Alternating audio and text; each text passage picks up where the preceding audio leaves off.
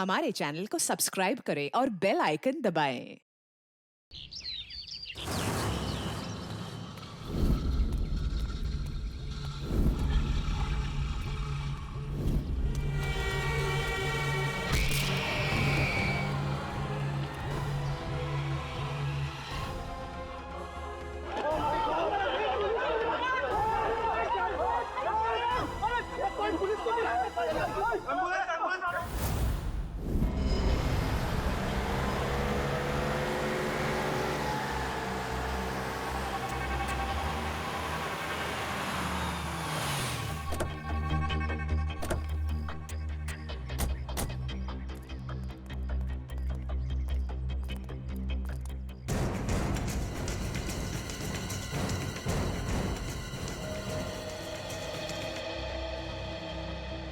Sir ये तो मर चुकी है। रेडी, एम्बुलेंस को फोन करो। ये सब कैसे हुआ? मैंने देखा था सर। क्या हुआ था? सर हमारे आंखों के सामने एक ट्रक आया और इस औरत को कुचलकर चला गया सर। श्रेया कुछ मिला? नहीं सर, कुछ भी नहीं मिला। जब ये हादसा हुआ तब आप कहाँ थे? सर हम लोग उस चाय की दुकान पर चाय पीने आए थे, तभी मैंने देखा सर कि ये औरत वहां से भागती हुई आ रही थी सर।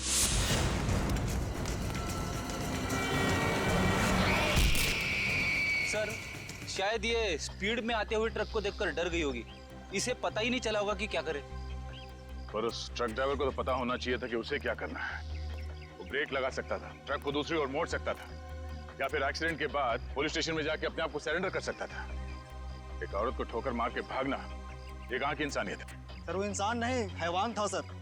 वो ट्रक को फुल स्पीड में लेकर आया सर और इस औरत को कुचलकर चला गया। तुमने उस ट्रक का नंबर नोट किया? नंबर देखा था? हाँ सर।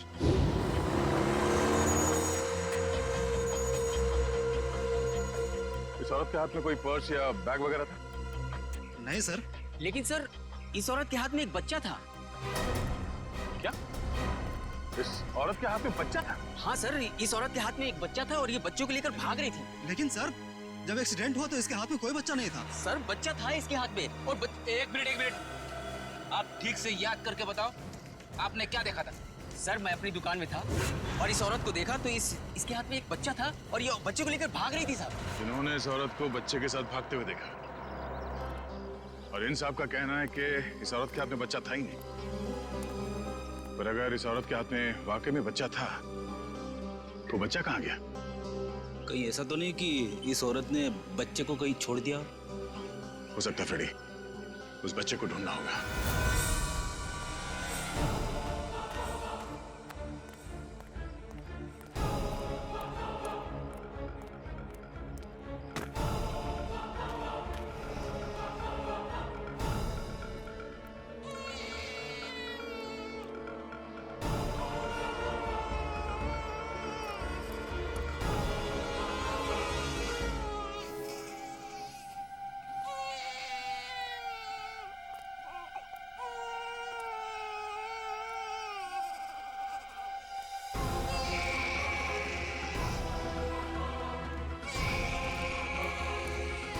आप रेडी? सर बच्चा टोकरी में है सर। अरे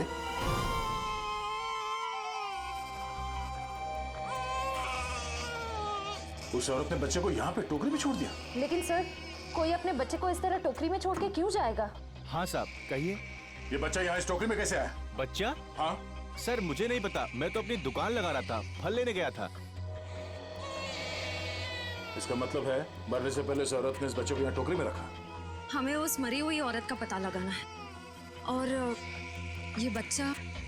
इस बच्चे को हम अपने साथ लेके चलते हैं। इस बच्चे का ख्याल रखना हमारा फर्ज है।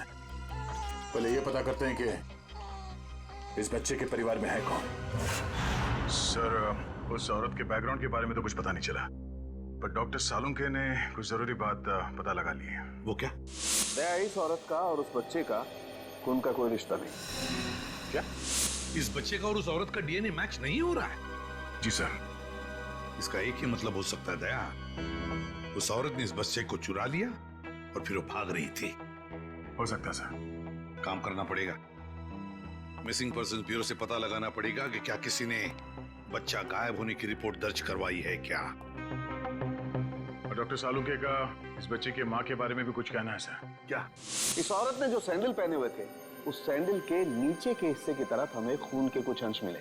उस खून का डीएनए करने से पता चला कि उस खून का डीएनए और उस बच्चे के खून का डीएनए आपस में मैच होते हैं। और उस औरत की उम्र जिसका वो खून है लगभग 28 से 30 साल होनी चाहिए। खून के निशान? फिर जरूर इस बच्चे की माँ बुरी तरह से घायल हुई होगी। सर हो सकता है उस अनजान औरत ने ही हमला किया हो बच्चे की माँ पर और बच्चे को लेकर भाग गई। सर लगता है ये कोई बहुत बड़ी साजिश है। उस औरत का एक्सीडेंट नहीं बल्कि जानबूझ के खून किया गया है। सर हमने आरटीओ में भी पता किया, ट्रक का नंबर उनके रिकॉर्ड्स में भी नहीं है। ये देखो बॉस, अब कोई प्रॉब्लम नहीं है। अरे प्रॉब्लम तो तब होगा जब बॉस का फोन आएगा। उसको क्या जवाब दोगे? ये काम अधूरा छोड़ दिया। सर एक ऐसा सुराग मिला है जिससे पता चल सकता है कि ये औरत है कौन। वो क्या? ये उस औरत के कपड़े, इस पे लॉन्ड्री का टैग लगा हुआ है। बस सुबह इस टैग से पता लगाओ ये कौन सी लॉन्ड्री है, और इस लॉन्ड्री से हमें पता चलेगा कि ये औरत रहती कहाँ है। सर तब तक मैं इस बच्चे को संभालूंगा सर, अपने घर पे। मैं इस बच्चे को अपने साथ रखना चाहता हूँ सर। सर मैं भी आपकी मदद करूंगी।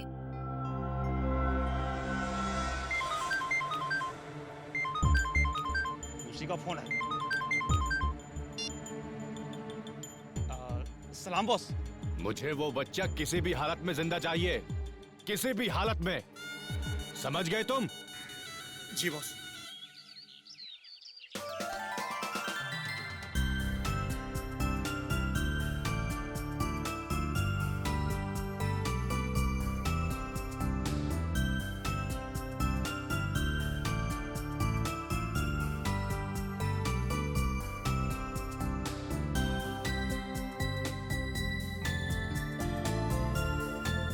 सर आप शांत हो जाइए, मैं इसे संभालती हूँ।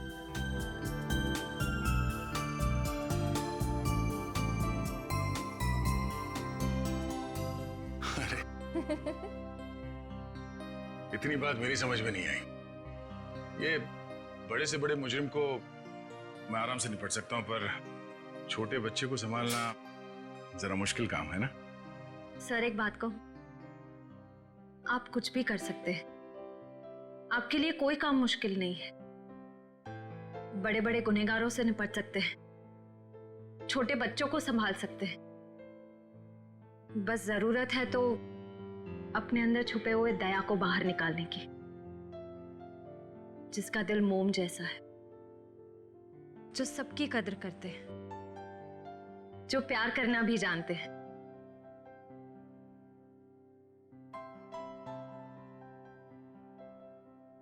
I mean, जो सबकी इज्जत करना भी जानते हैं। अब चिंता करने की कोई जरूरत नहीं है सर, मैं आ गया हूं। अरे फिर तुम, क्या बात है? आओ। सर हाँ। जब मुझे एहसास हुआ कि आप अकेले बच्चे को संभाल नहीं पाओगे तो मैं आ गया। ला बच्चा दो। इट्स ओके सर, मैं बच्चे को नहीं संभाल पाओगी, मुझे दे दो। लेकिन फ्रेडी, बच्चे को नींद नहीं आएगी, उसे सुलाने का तरीका मेरे पास है। बच्चा दे दो।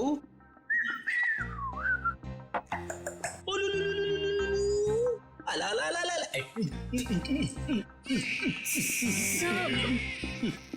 फ्रेडी क्या कर रहे हो? सर, जिद छोड़ो और बच्चे को वापस दे दो श्रेया को। सर प्लीज मैं संभाल लूंगी। कोई प्रॉब्लम नहीं है सर, बच्चे को चुप कराने का फॉर्मूला मेरे पास है। श्रेया टीवी का रिमोट देना। अब देखना सर, ये कार्टून चैनल देख के बच्चा कैसा खुश होता है। कौन से नंबर पे?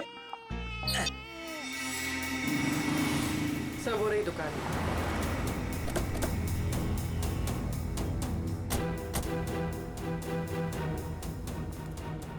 ये लो कस्टमर के कपड़े हैं, पैक कर दो। हाँ सर कहिए, कपड़े देने आए हैं या लेने आए हैं? अगर देने आए हैं तो 5 दिन के बाद ही मिलेंगे, और अगर लेने आए हैं तो मैं उम्मीद करता हूं कि 5 दिन के बाद ही आए होंगे। सर मैं बहुत ही ईमानदार व्यापारी हूँ और मैंने आज तक अपने किसी भी कस्टमर को कोई भी धोखा नहीं दिया है। हाँ, ये कपड़े आपकी लॉन्ड्री में धुले हैं ना? जी हाँ मैडम, ये हमारी लॉन्ड्री के ही हैं। आप यही जानना चाहते हैं कि ये कपड़े किसके हैं? समझदार लगते हो, बता। हाँ, एक मिनट, रघु बुक दो। मिल गया सर। ये कपड़े किसी गोपी नाम की औरत के हैं। गोपी, एड्रेस भी लिखा होगा उसमें? नहीं सर, एड्रेस तो नहीं है, लेकिन हाँ फोन नंबर है। दो।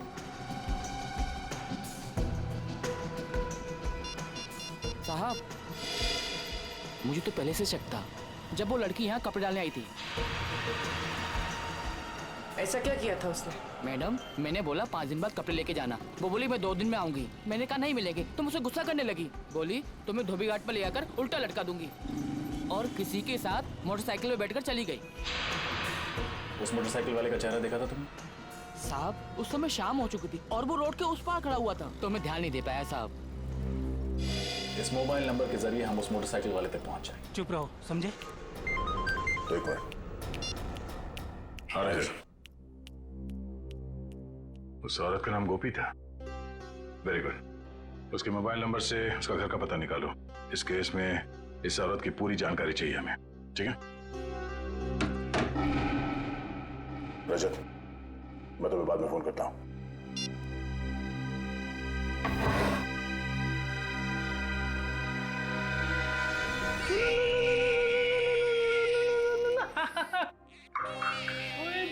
इतना छोटा सा मासूम बच्चा किसी का क्या बिगाड़ सकता है? ये तो कोई राक्षस ही है जो ऐसे मासूम बच्चे पर हमला करने को देखता है। सर, उस गुंडे का क्रिमिनल रिकॉर्ड मिल गया। क्या नाम है उसका? उसका नाम शमी है और उस पे कॉन्ट्रैक्ट किलिंग और किडनैपिंग के 3 केसेस चल रहे हैं। कॉन्ट्रैक्ट किलिंग और किडनैपिंग? लेकिन ये सिर्फ कॉन्ट्रैक्ट किलिंग का केस नहीं है, ये कुछ और ही चक्कर है, कोई बड़ी साजिश है ये। सर, मोबाइल कंपनी ने गोपी का जो एड्रेस दिया था वो गलत है सर। गलत है? हाँ सर। मतलब सर ये सब पहले से प्लान था?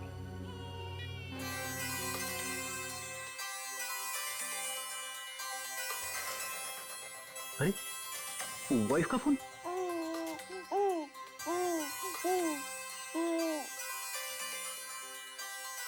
कैसी लगी ट्यून? अच्छी अच्छी अच्छी।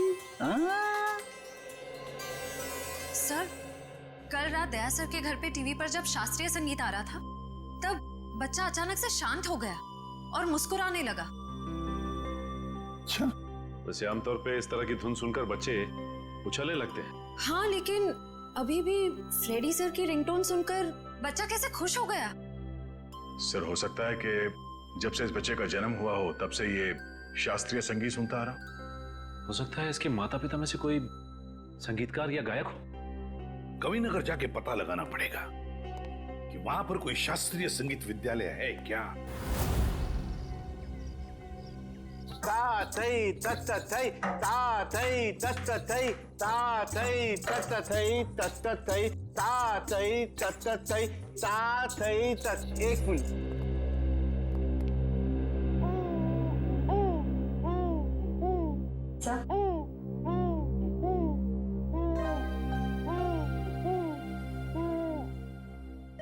लगता है सही जगह पे हैं। नमस्ते। नमस्ते। अरे वाह, ये बच्चा तो बड़ा कोमल है। इसके पैर में कला भी नजर आती है, लेकिन नृत्य सीखने के लिए ये उम्र बहुत छोटी है। मास्टर जी, हम यहाँ बच्चे को नृत्य सिखाने के लिए नहीं लाए हैं। तो फिर इस नन्ही सी जान को आप यहाँ क्यों ले आए? हम लोग सीआईडी से हैं और एक केस के सिलसिले में आपसे कुछ पूछताछ करने आए हैं। ओह जी, पूछिए। जरा इस बच्चे को देखिए। आप पहचानते हैं इसे? देखा आपने इसे? जी नहीं, इस बच्चे को कभी देखा नहीं मैंने। आपने इस औरत को देखा है? अरे, ये तो हमारे बगल वाली डे केयर सेंटर में काम करती है। Baby day care centre?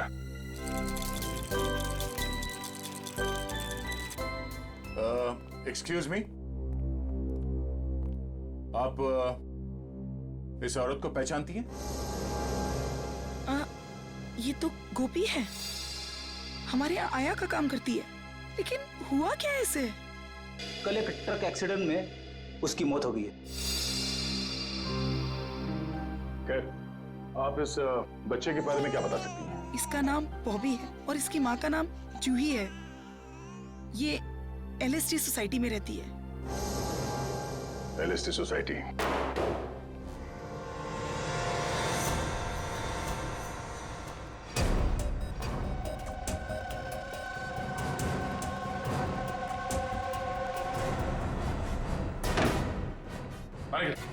Sir ये देखिए, बॉबी की माँ जूही को ही मार दिया। ये देखो, गोली गले और पेट पे मारी गई है। लगता है इसे मरे हुए भी काफी समय हो गया। खून पूरी तरह से सूख गया। सर ऐसा लग रहा है मैंने इनको कहीं देखा है, लेकिन याद नहीं आ रहा कहाँ देखा है।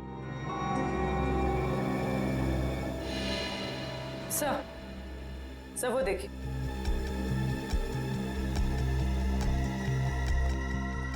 सर खून से सने हुए जूतों के निशान। ये देखो पूर्वी, ये चप्पल के निशान तो बिल्कुल वैसे ही हैं जैसी चप्पल गोपी ने पहनी हुई थी। इस औरत ने जो सैंडल पहने हुए थे, उस सैंडल के नीचे के हिस्से की तरफ हमें खून के कुछ अंश मिले और वहां से भी हमें सूखा हुआ खून मिला था। अभी कोई संजोग तो नहीं हो सकता है ना सर? पर सर गोपी तो गुनहगारों की साथीदार थी, वो खिड़की से बच्चे को लेकर क्यों भागेगी? ये समझ में नहीं आ रहा कि वो यहाँ आई क्यों थी। वो तो नर्सरी में आया का काम करती थी ना।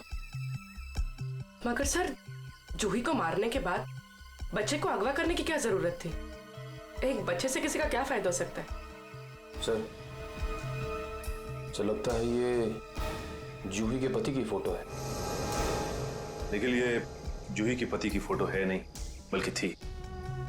हॉल में इस फोटो पे हार चढ़ा हुआ था। एक काम करो, इस कमरे को अच्छी तरह से छान मारो, देखो क्या मिलता है। सर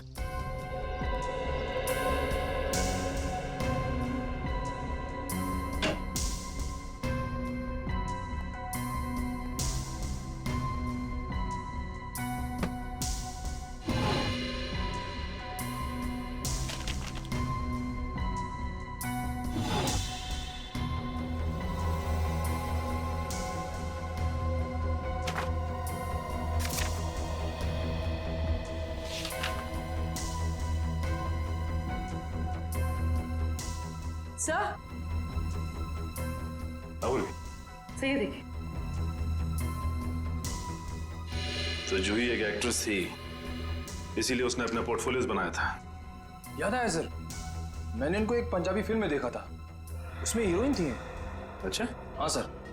इस घर का लिव एंड लीज एग्रीमेंट मिला है सर। सर ये वोटर आईडी है सर, इसमें इनका नाम जूही नहीं बल्कि असली नाम शीतल है सर।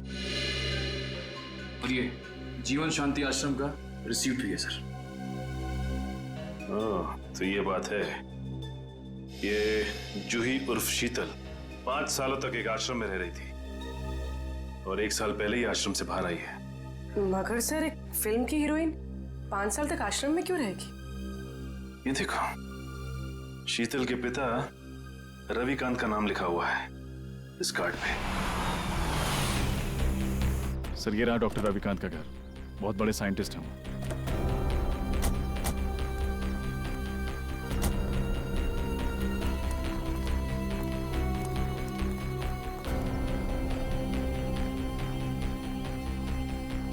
सर ये घर तो लगता है काफी टाइम से बंद पड़ा है। हाँ रजत, ये देखो कितने दिनों के अखबार पड़े हैं यहाँ पर, ये सारे खत पड़े हैं। काम करो, इन दोनों घर के अंदर जाके अच्छी तरह से तलाशी देखता हूँ ये चिट्ठियां क्या है।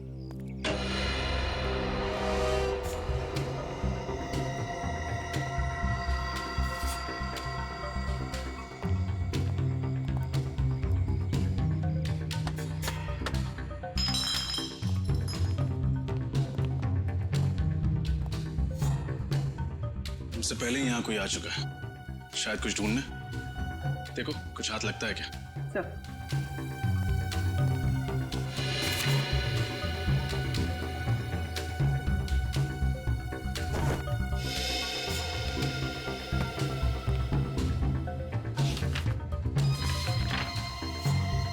Legal notice?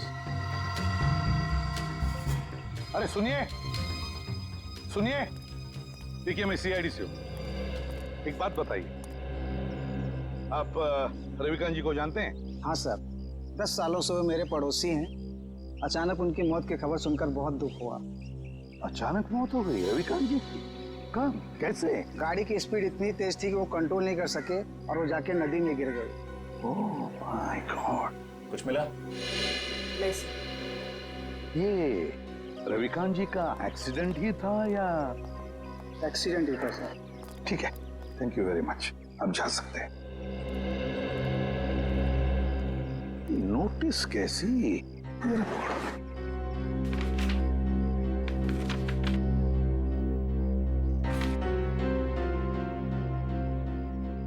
माय गॉड, तो रविकांत जी के घर की नीलामी की नोटिस है।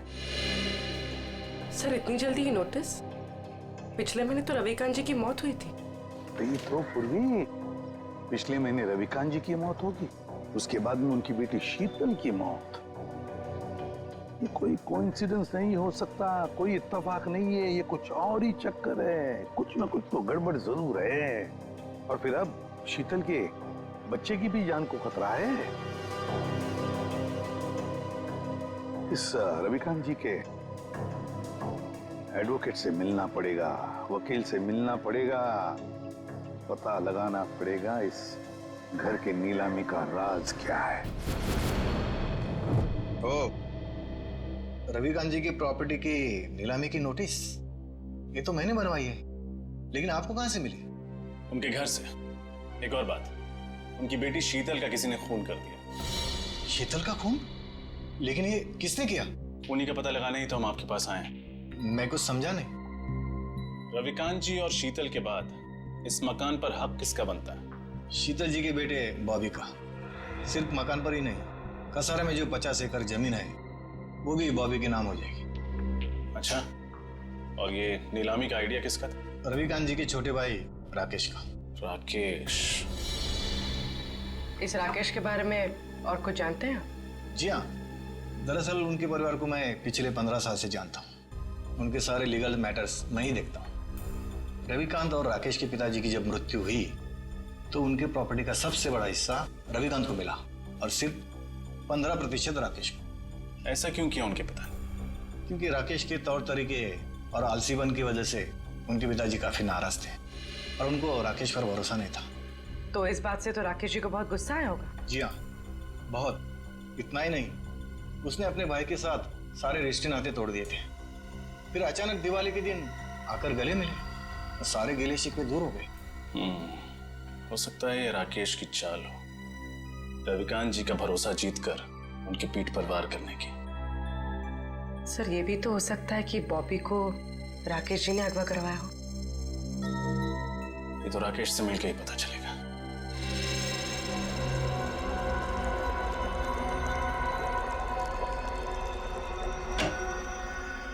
Excuse me. जी कहिए। हम लोग सीआईडी से हैं। डॉक्टर रविकांत के बारे में तो आप लोग जानते ही होंगे। जी, डॉक्टर रविकांत मेरे गुरु जैसे थे। आप? जी, मेरा नाम फनीश है। इस लैब में जो भी रिसर्चेज होती हैं उन्हें मैं फाइनेंस करता हूँ। मिस्टर फनीश, हम डॉक्टर रविकांत की मौत के बारे में आप लोगों से कुछ पूछताछ करने आए हैं। उनकी मौत से तो हम सबको बहुत बड़ा सदमा पहुंचा है सर। न केवल इस लैब का बल्कि हमारे देश का भी बहुत बड़ा नुकसान हुआ है। लेकिन वो कहते हैं ना कि नसीब के आगे किसी का बस नहीं चलता। ऐसा लगता है कि उनकी मौत से किसी और का नसीब जरूर जग गया है। मैं कुछ समझा नहीं। हमें शक है कि उनकी कार का एक्सीडेंट हुआ नहीं है बल्कि करवाया गया है। यानी किसी ने उनका मर्डर किया? शायद। वैसे किस चीज पे रिसर्च कर रहे थे डॉक्टर रविकांत? इसके बारे में तो उन्होंने कभी किसी को कुछ नहीं बताया। वो एक टॉप सीक्रेट रिसर्च कर रहे थे, इसीलिए उसका जिक्र उन्होंने कभी किसी को नहीं किया। सर वो कुछ डरे डरे से रहते थे। क्यों? किससे? इसके बारे में उन्होंने किसी को बताया नहीं, लेकिन वो अपने जो रिसर्च के पेपर्स है ना, वो अपने केबिन के लॉकर में रखते थे और तकरीबन हर रोज वो लॉकर का पासवर्ड चेंज करते थे। पता नहीं क्यों। लगता है ये रिसर्च की वजह से ही उनका खून किया गया है। उनका केबिन दिखाइए जरा।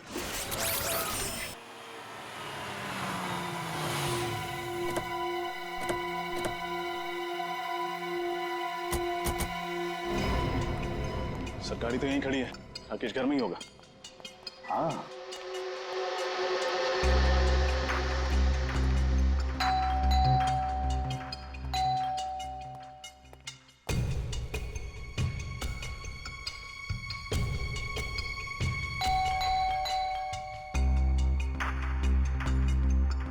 तो लगता है घर में कोई नहीं है, कोई दरवाजा नहीं खोल रहा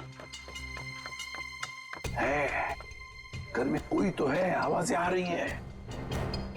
खोल दो दरवाजा।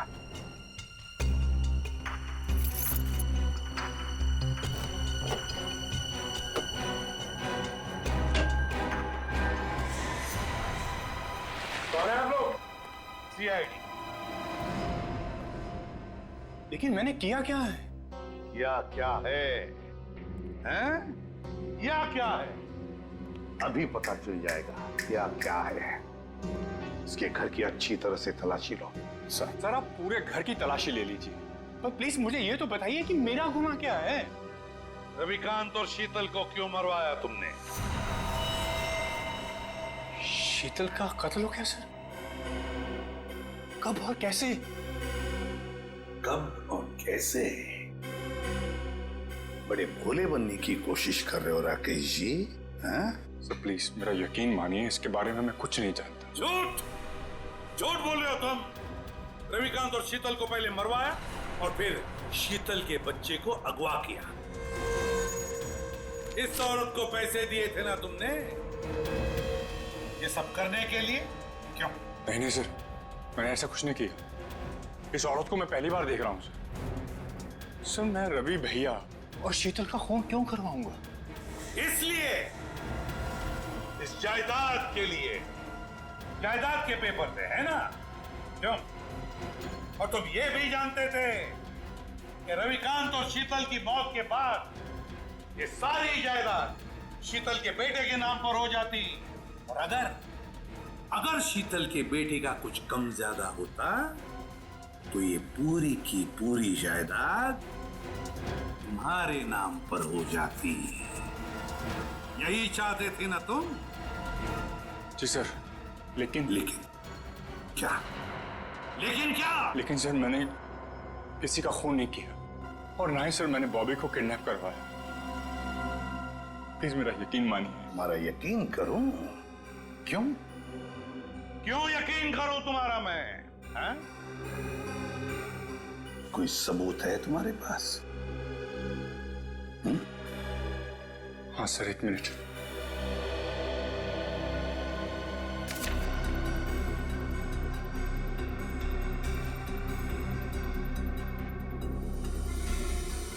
रविकांत चैरिटी फाउंडेशन, 50 लाख रुपए।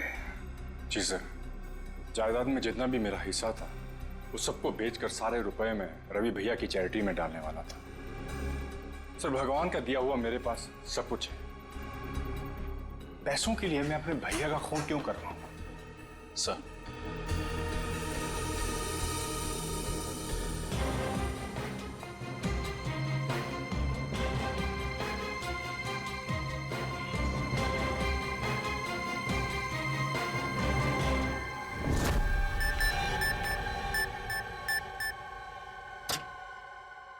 ये क्या?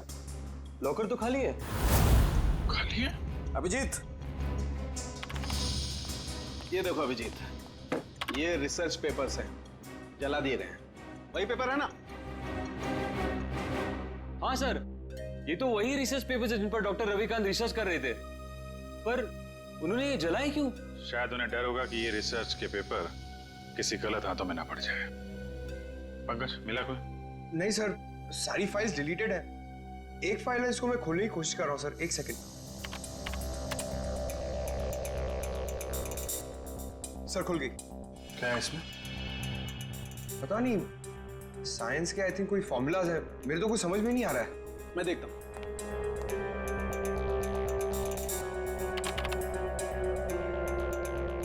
ओह नहीं अभी जी, ये कोई साइंस का फार्मूला नहीं है, ये एक वायरस की टेस्टिंग रिपोर्ट है।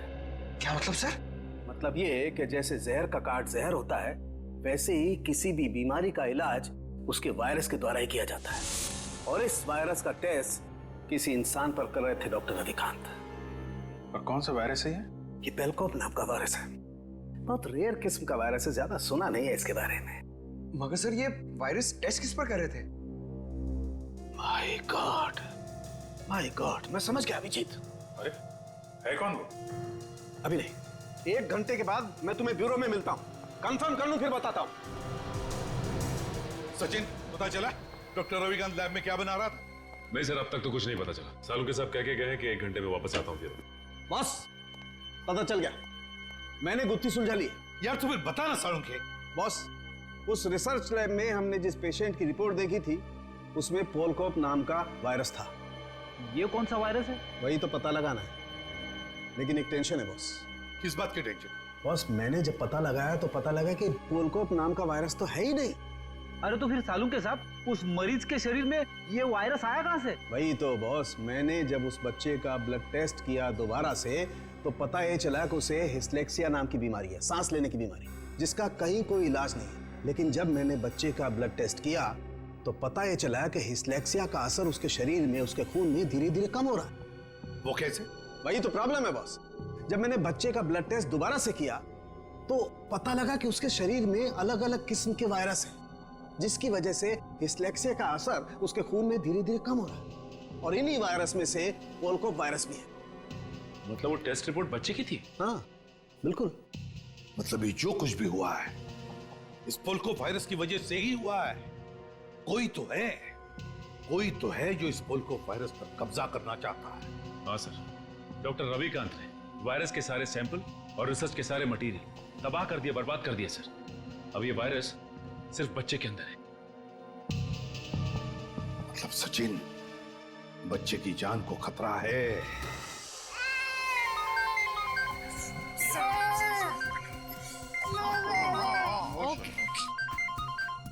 एसीपी साहब का फोन।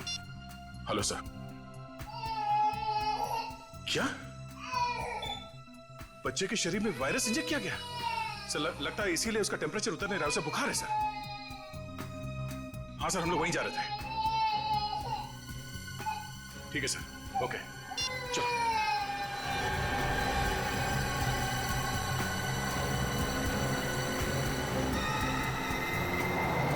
चलो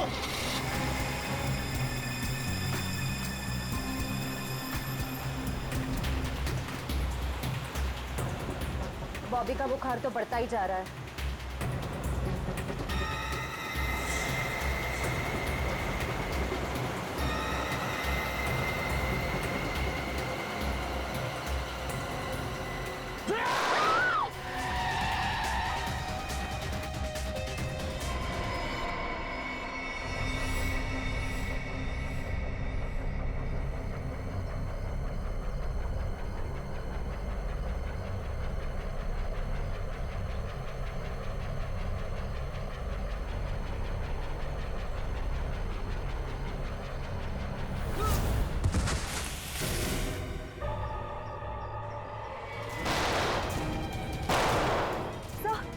गोली खत्म हुई है।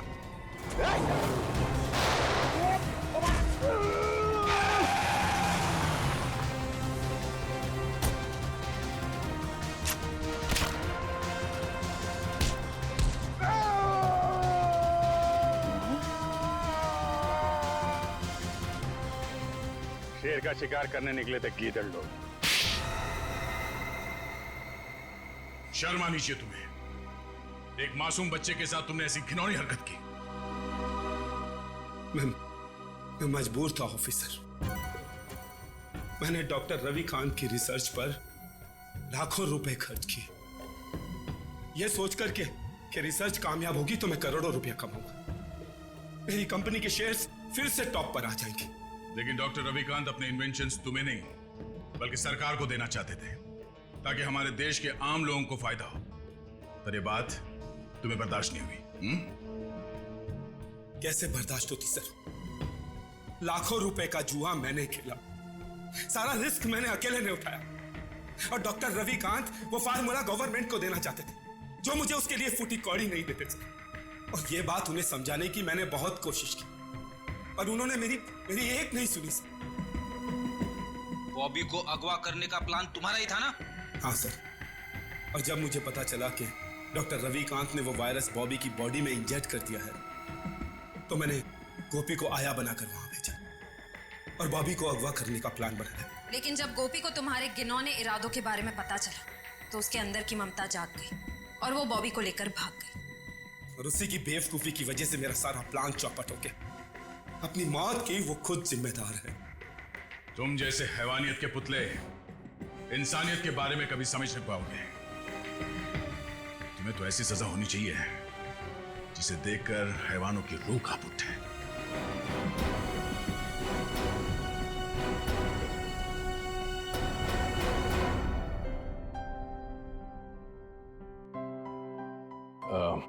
सर, हमें इस बच्चे के भविष्य के लिए कुछ करना चाहिए। हाँ, इसके भविष्य का पूरा बंदोबस्त करके रखा है।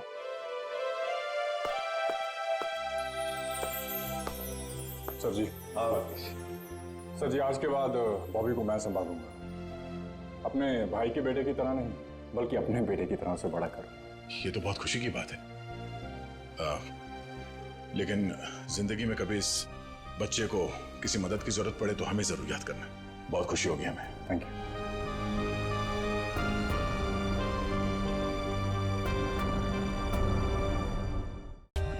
For more updates, subscribe to our channel, click the show links and enjoy watching the videos.